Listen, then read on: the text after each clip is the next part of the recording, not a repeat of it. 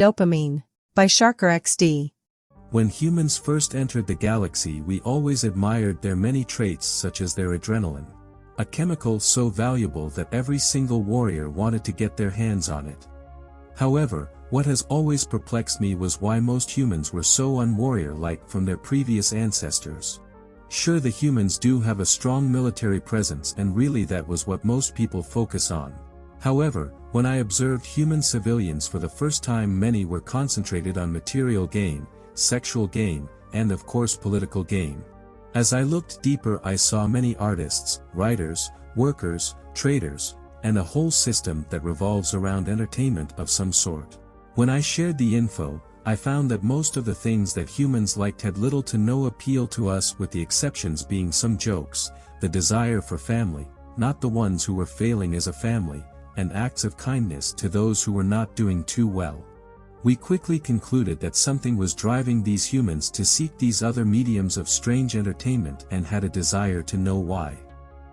We had been searching for the answer for 3 years, and finally we found our answer: dopamine. This strange chemical was naturally released in their brains whenever they did something to activate it. We concluded that it was developed as a countermeasure to how painful the birthing process was for the female, as the method of giving birth is extremely painful. We looked back on their history and found that dopamine was in a lot of things they did. To go even further in our research, we decided to do something that was the worst mistake in our lives. We decided to harvest the chemical from the humans and injected ourselves with the chemical. What we were expecting was an initial high. Instead, we experienced pain like nothing before. The researchers that did not take the chemical took us to the medical bay to see what was happening. Turns out dopamine did more than give pleasure, it physically changed our minds to better suit the drug. The pain lasted about a year. In order for us to not commit suicide, we were strapped to our beds, unable to move for the first month. For the next few we were barely able to work, then the finale few months we were able to work, but at a very slow pace. The year had finally ended and we were tired, so I wanted to take a few naps. Then I was hungry, so I went to the fridge to eat. As soon as I tasted the food, I felt human pleasure for the first time. The food had tastes that I could not name before, and it made me want to savor every bite. When finished, I wanted to see how my friends would react. Some of them wanted more and more, eating faster and faster. Another thing I noticed was that our very vision changed. Before we were color blind, but now we could see all the different colors in the seeable spectrum. We noticed other things too, such as our work becoming boring for the first time. Before we could do paperwork for hours on end, but now we find that the things we were writing were just bland. Usually we could do it for an hour before subconsciously decide to take a break. A few months after that, we decided to go out and see what else our minds would find enjoyable. Before, I would never suggest going out to town for fun, but with every single thing we found, it gave us more pleasure. Then we found music for the first time. Before we found it to be noise, now we found it to be the very personification of human emotion, as the many different experiences resonated with our dopamine minds, so much so that we realized why humans procrastinated a lot. We fell behind on our work and we had to do the rest of it 2 nights before the deadline, and for the first time we experienced mental pain for the next couple of days.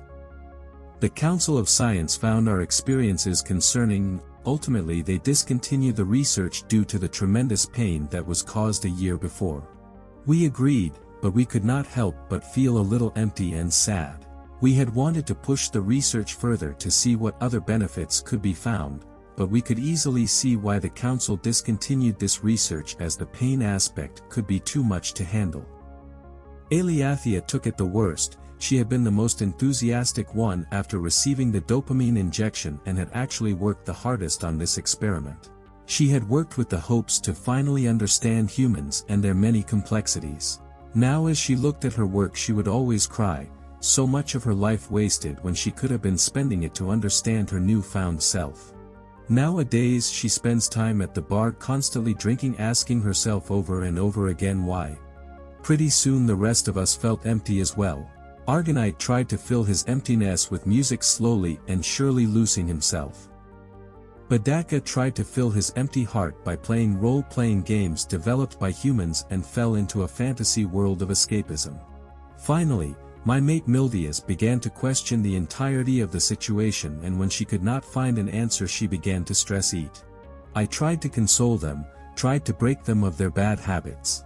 Only to find that every day I failed to do so, and slowly they began to turn to bitterness and isolation. It was clear that if I wanted to save my friends, would need the help of professionals. So I called the human ambassador and told him my situation. A few days after, humans came over and persuaded my friends to come with them. One of the humans got punched in the face.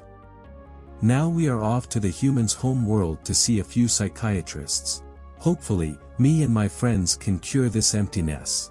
Sure, things will no longer be normal, but we had more human-like minds now, so maybe we can adapt to a new normal.